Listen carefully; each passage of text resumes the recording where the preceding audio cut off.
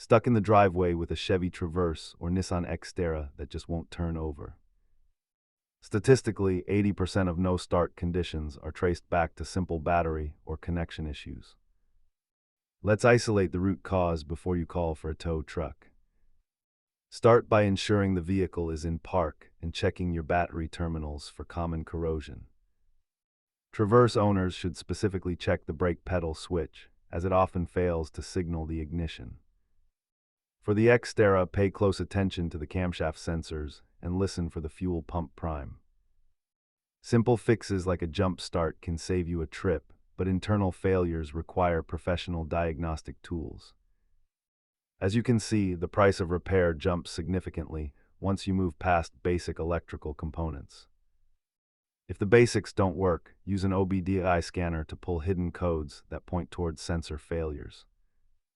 Keep a multimeter and a basic scanner in your kit to handle most common no-start scenarios. Remember, if you hear grinding noises, stop immediately to prevent expensive flywheel damage. Check your connections, test your battery, and consult your manual for specific relay locations.